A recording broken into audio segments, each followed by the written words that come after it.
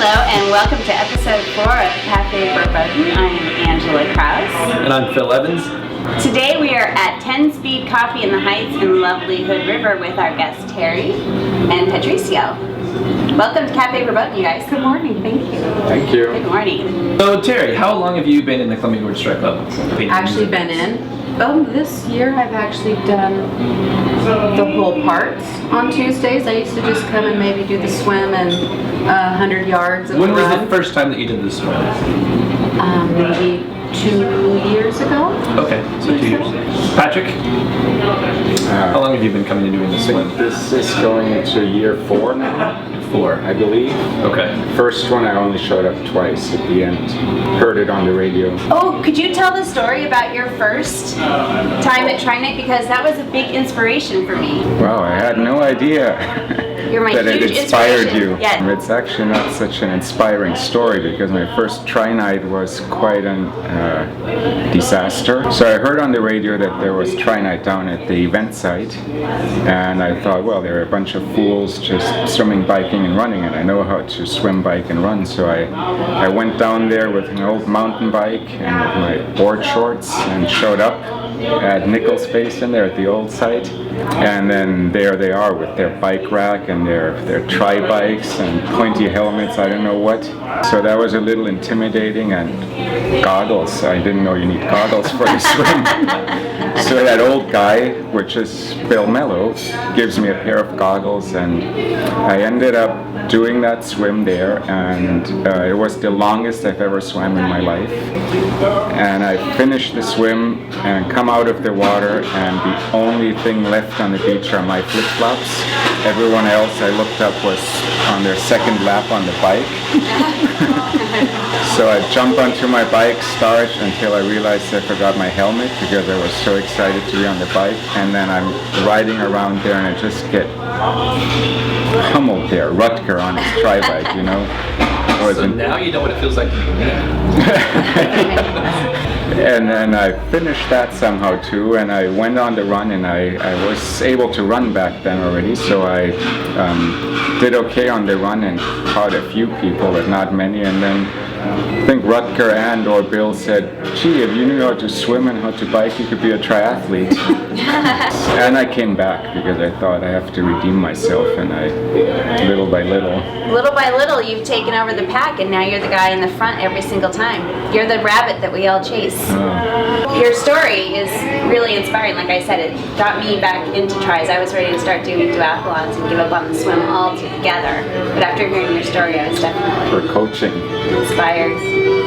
From your story, where you came from and where you are now, was just a few short years ago. You've won 2 of the last backyard half marathons. Actually 3. 3? Oh, so sorry. It's very important because Rutger is the director. The director, yes. Who is pushing me, pretending to help me there. So Terry, you are an amazing swimmer, probably one of the best in the group. But I hear you have a very interesting strategy for nutrition that includes a lot of drinking of wine. Fruits are important for you. I hear that there are plenty of benefits to the antioxidants and anti-inflammatories of red wine. That's what you tell me. That's why I go.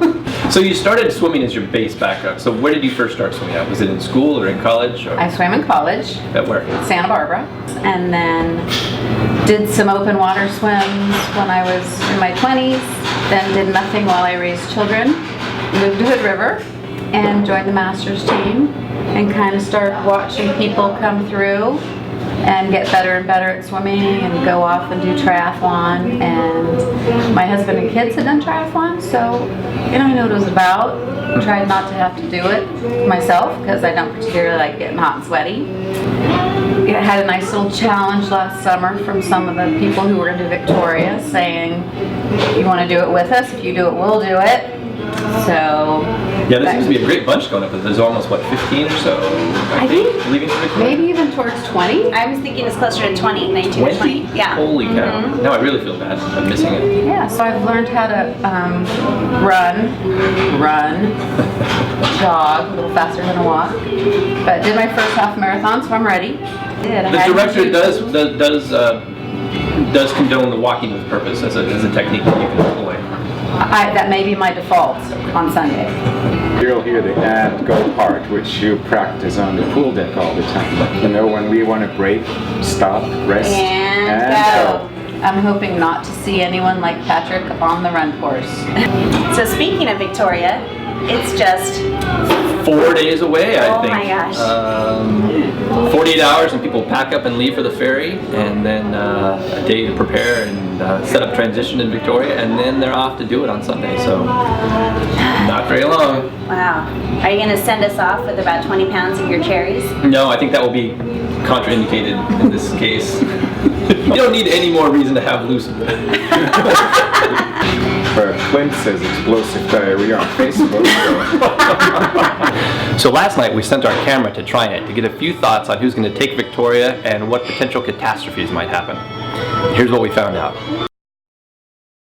So I'm sitting here next to Bill, and are you going to be racing this weekend? Are you going to go up to Victoria? Yeah, I'm getting out of bed every morning. Yeah, That's a race. That's an endurance event. If you're asking me who's going to win this weekend, and I'm sitting next to Bill, it's probably going to be Patrick. No, I picked Tatum. Tatum is going to take him. Your husband, because only a man who advocates for peace should win. One of the fastest one will take it. Patrick will take the win. You know who I have been hearing a lot about is Tatum Titusma. And, you know, she doesn't come to a lot of the group stuff, but she does stuff covertly with her mom, who's obviously the best coach in the world. So maybe a little secret coaching going on, maybe a little mother-daughter tag team pulling out for the 1-2. On the women's side, that's my prediction. On the men's side, man, Andrew's been pulling that stroller uphill. That's all I gotta say. I mean, I've seen those women pushing strollers who then run marathons, and they do pretty well. Boy, Right about a month. A lot of orca up Right around the there. corner. I don't know if I swim in the lakes, but It's June 9th. Yeah. So the sharks probably. Yeah. When people mischeer for each other because we're all the same looking people in those suits. There's no catastrophes in Victoria. I'm not going to be there, so there won't be any crashing, so you all should do great. That the one who thought would be best and fast doesn't make it. Clint will eat too much ice cream and end up in the porta potty. Well, Clint's always good for some disasters. You know, he's always got an excuse, and it's always a disaster. So there's that. There's probably going to be something. I bet someone's not going to get a hotel room. That would be great. And then we're all going to have to smish into one room or something, and someone's going to be snoring. Yeah, I hope that happens. Recently, Mark Frost posted a list of things to do and not do at Victoria. So we just wanted to share a few of his pointers with you guys. Time.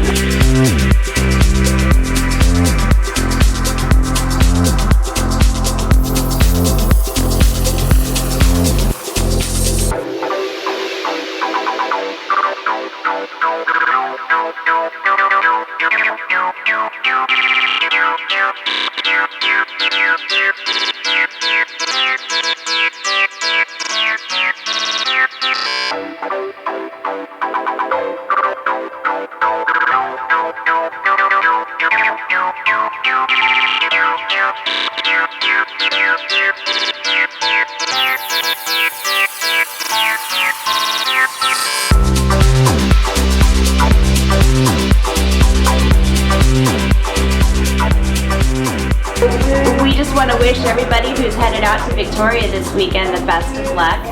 Have lots of fun. Don't get too nervous. We have each other, lots of us, to stick together and carry this through. Yeah? Yeah, and use the bathroom how many times before the race? Just to make sure. 3 times. Once when you get up, once before you leave the house, and once in the honey bucket before you start the race.